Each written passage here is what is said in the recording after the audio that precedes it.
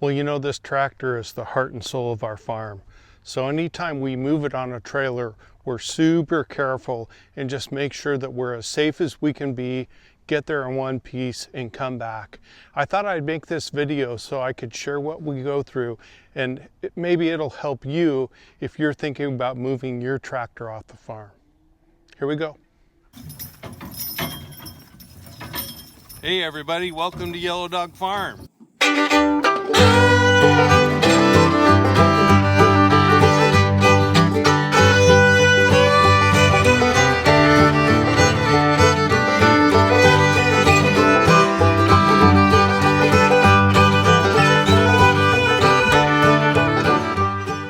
Well, I bought this trailer with the idea that I would be able to take my tractor to the dealer if it needed some type of repair.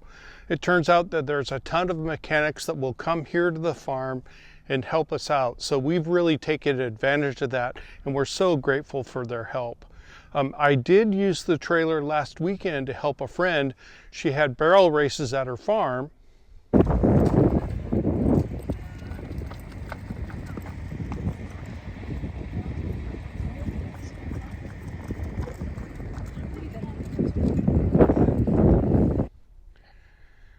And so we agreed to bring the tractor over and help groom the arena.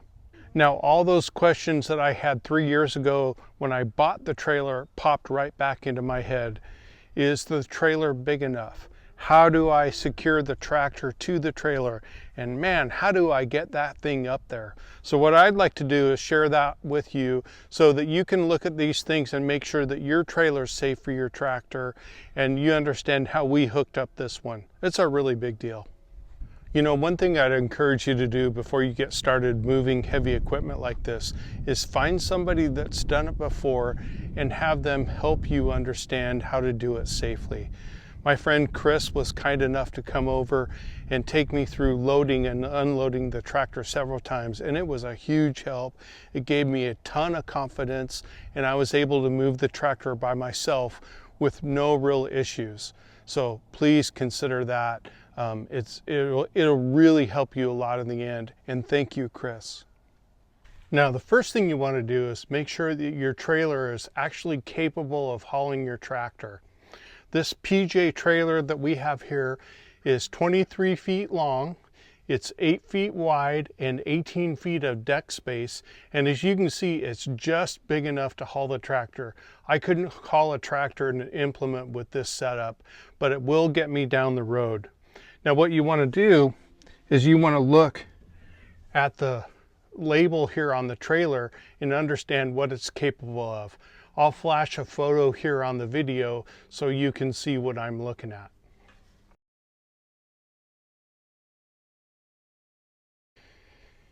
You can see on that label that the gross vehicle weight rating, or the amount of weight that the trailer can carry, is just over 9,800 pounds.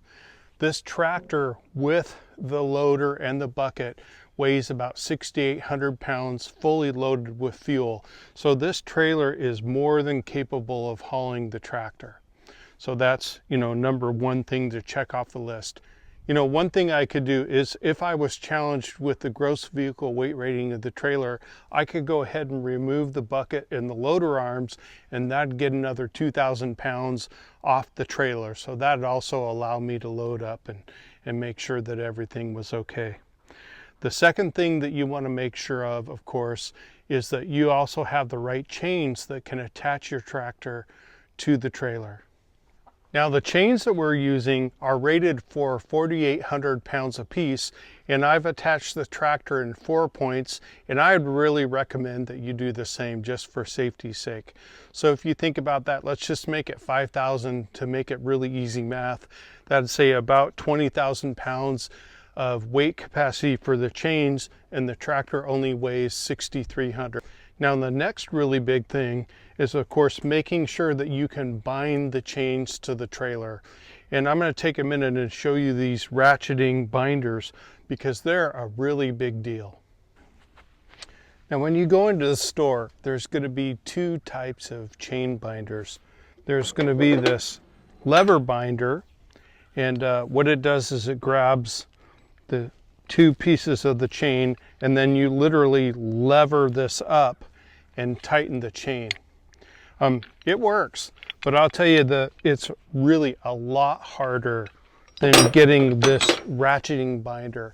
And if there's anything that I could get you to do to make this just as safe as possible, I would say get a ratcheting binder.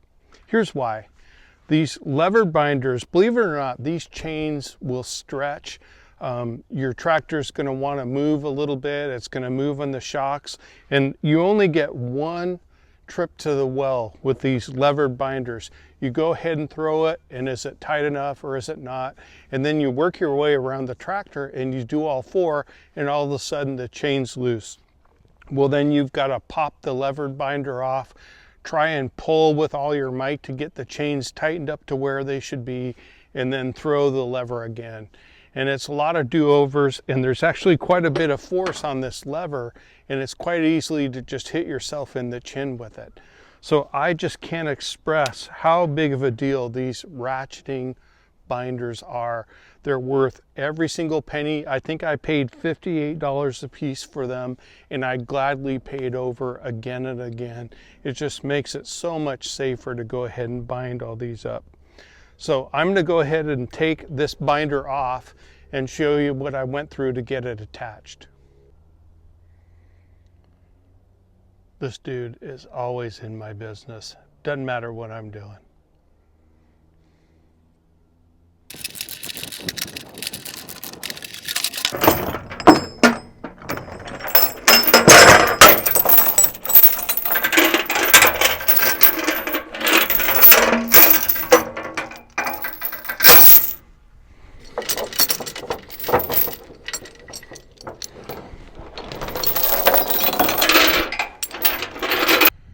Okay, you can see here I've got the chain going over the axle and then clipping on with the hook here at the top.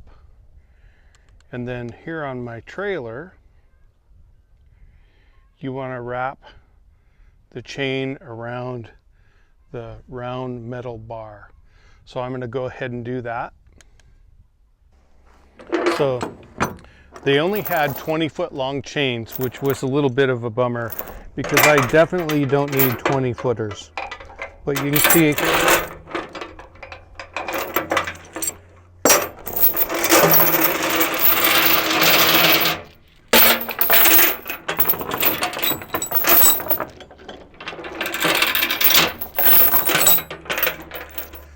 so there you can see I've got it wrapped around the metal, and then I'm going to take the tail end of this and hook it up to this with the binder.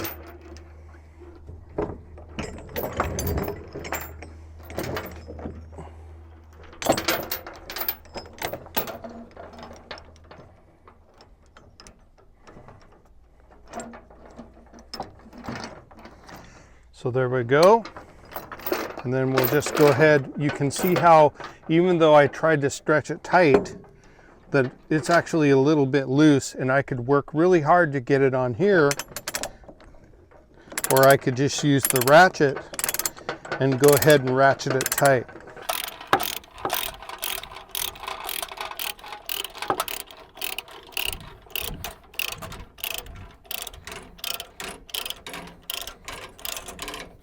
Go. That's nice and snug right there. Now what you're going to want to do, of course, is go around and get all four. Get the first one snug, and then go around and bind the other three, and then come back to the fourth and go ahead and tighten that up. Now that we know how the binders operate, we'll go ahead and remove all of them and get ready to take the tractor off the trailer. You know, one thing I'd like to mention is the weight distribution of your tractor to the trailer. This is a double axle trailer, and of course you want the vast majority of the weight over both of these axles. I've got the tractor lined up here so it meets that criteria. You can see, and what's really important for you to know is when you're looking out of the cab where that is when you load, so that you know if you've got the tractor balanced or not. I can look outside the tractor. On the other side, it's a little dark over there, but I line up coming out the window to the middle right here of the trailer, and that helps me understand when I'm balanced. And thanks again, Chris, for having me come forward and back. We figured out where that happy place was and then kind of pointed it out. So something that's really important to get right so you can go down the road safely. If your trailer has outrigger jacks, I can't emphasize how important it is to put those down and stabilize the trailer. Otherwise, you're taking the entire weight of the tractor before it starts coming down off the ramps.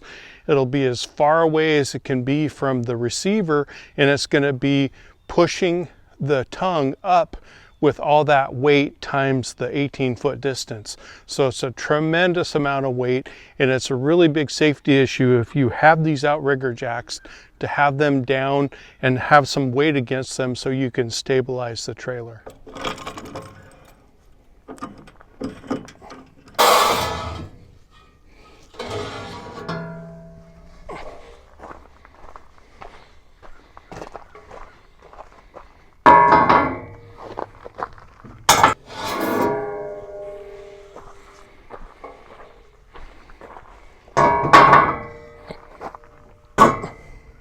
It is just so important to understand how your tractor is going to travel over these ramps. You want them straight, and I know for my tractor that if I hit the middle of the rear tire tread, I'm also going to pick up the front tires. And you don't want to figure out what that spacing is when you're coming down the ramps. You want to do it ahead of time and know what's going to work for you. So for me, it's the middle of those treads, and you can do this by yourself. I unloaded this weekend all by myself, but if at all possible, grab a spotter. It helps so much to have an extra set of eyes when you're doing this, because when you're up in the cab, it feels like quite a roller coaster ride to come down this ramp.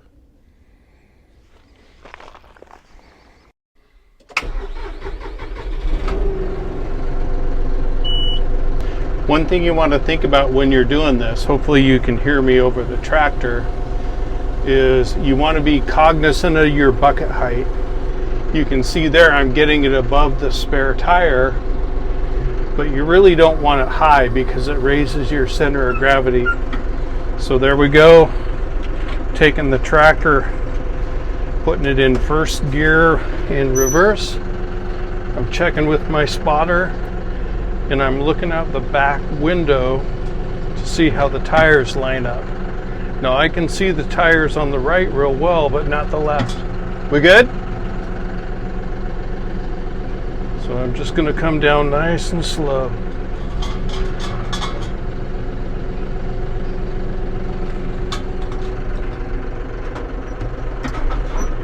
How did the front look?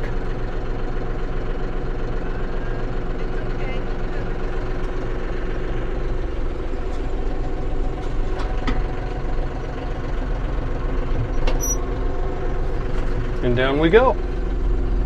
Okay, big sigh of relief. The tractor's off, nobody's hurt, nothing's broken.